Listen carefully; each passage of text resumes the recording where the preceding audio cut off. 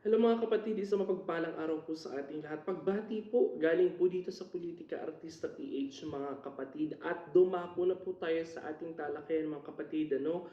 Sumagot na po ang mga taga Davao mga kapatid at nagpakita na naman po sila ng napakainit na suporta sa pamilyang Duterte mga kapatid. Mukhang pamilyang Duterte na naman po ang namamayagpag at hahawak ng Davao. Talagang nakita po nila at minahal po talaga ng maraming Pilipino kung papaano po naglilingkod ng may puso at tapat ang pamilyang Duterte sa kanilang mga nasasakupan pagdating po sa pamamahala sa politika mga kapatid.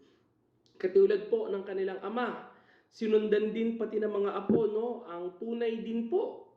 At nakikita po nila na talagang ang pamilya Duterte lang po ang makapagpapabago at may prinsipyo at may pagmamahal mga kapatid.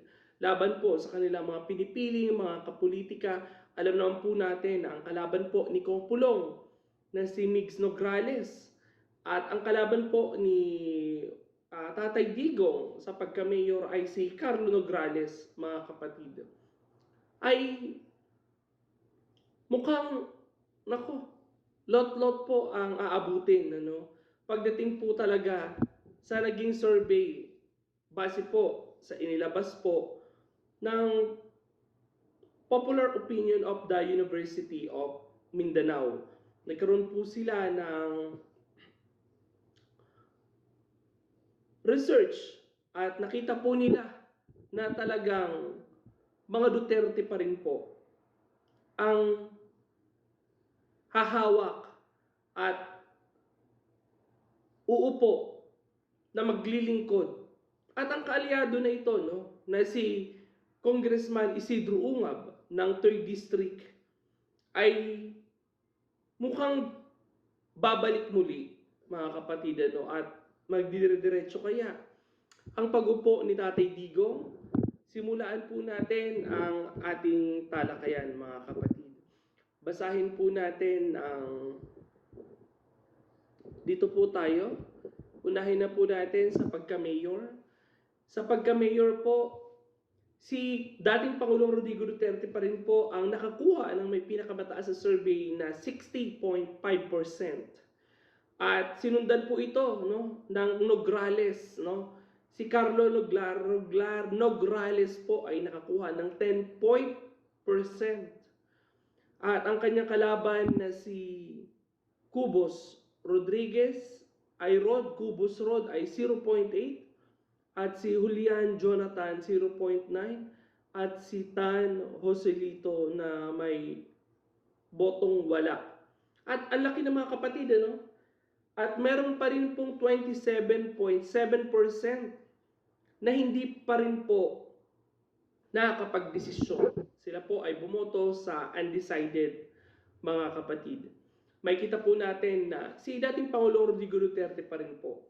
Mukhang siya pa rin po ang magtutuloy ng laban sa Davao City mga kapatid. Alam naman po natin ngayon ay si Mayor Baste at ang tumatakbo po bilang kanyang mayor ngayon ay si Mayor Duterte. Tapos, ang kanya pong vice mayor ay si Baste Duterte. Ganun po ang naging tandem niyan. Dumako po tayo dito. Unahin na po natin ang first district kung saan si Kong Pulong naman po ang nangunguna, Duterte. Si Kong Pulong Duterte nakalaban po ni PBA Party List Migs Nograles. Si Paulo Duterte na may 54.8%. Si Migs Nograles naman ay 16.19%. Si Maglana Mags na may 0.2%. Habines Janet na 0.1% at si Labis Rex na walang porsyento. At makikita natin dito ang laki po, 33.7% ang undecided po sa first district po ng Davao City. May kita po natin na ang Duterte pa rin po ang nangunguna ni si Kong Pulong. No? Mukhang siya pa rin po ang hahawak ng 1st District. At ang kanyang kalaban na si Migs Nograles ay mukhang lot-lot. Malamang hindi pa naman po tapos ang laban, pero kita pa rin po sa naging resulta na Duterte pa rin po ang pinagkakatiwalaan dito. No? Dito naman po tayo sa second district po, mga kapatid. Ang 2nd district po, ang tumatakbo po dito, ang anak po ni Kong Pulong na si Omar ay tumatakbo po sa 2nd district, mga kapatid. 2nd district po ang tumatakbo ay Duterte. 41.9%. Ang apo po ni Pangulong Rodrigo Duterte na si Omar ang nakakuha ng may pinakamataas. At 23.4% si Campos, kalaban po ni apo ni Duterte, at 1.2% si Monte Carlos Melohen. Nakikita pa rin po natin at napakalaki po ng undecided na may 33.5%, mga kapatid. Kita pa rin po na si Duterte Omar pa rin, ang pamilyang Duterte pa rin ang uupo sa 2nd district po ng Davao City, mga kapatid. Nakita po natin mukhang wala pong paglalagyan.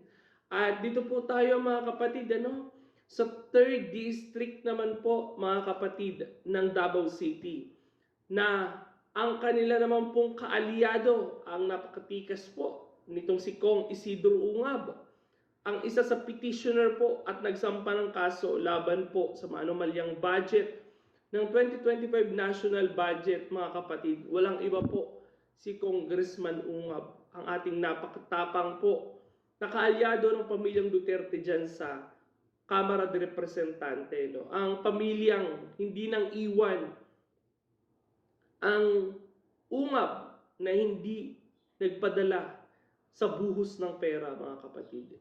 Si Kong Ungab pa rin po ang nakakuha ng may pinakamataas na boto sa 3rd district ng Davao po, mga kapatid. Siya po ay nakakuha ng 39.6%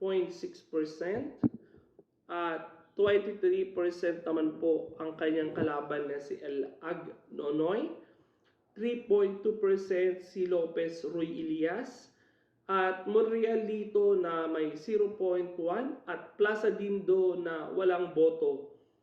At undecided naman po, 33.9%, mga kapatid. Napakalaki din po Ito po yan po ang naging resulta ng kinandak po na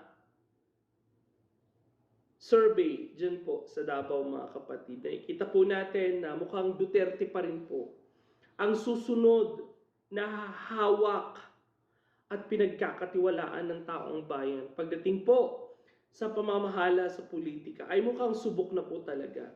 Mukhang may puso para sa maraming Pilipino at may malasakit. Kaya po pilit pa rin po nilang pinagkakatiwalaan at pilit pa rin po nilang iluluklok ang mga Duterte. Patunay na hindi kumukupas ang tatak Duterte pagdating sa politika, mga kapatid. Ito po ay hindi po natin kinukundina, mga kapatid, o hindi po natin hinahayaan ang political dynasty sa ating bansa. Pero, mga kapatid, kung ang political dynasty naman ay nagbibigay ng maayos na serbisyo, may puso at may pagmamahal pagdating sa pamamahala sa politika, walang imposible po na ang mga katuparan ng maraming Pilipino ay matutupad batay po sa kanilang mga ipinangako at batay po sa kanilang plataforma na inilalatag. Yan lang po ang ating talakayan, mga kapatid. Ano po ang masasabi nyo? I-comment nyo lang po kung pabor po kayo sa Duterte. At kung hindi ka naman pabor, mag-comment ka rin dyan. At babasahin po natin yan, mga kapatid. Maraming salamat po sa inyong pagsuporta at panonood dito po sa Politika Artista PH, mga kapatid.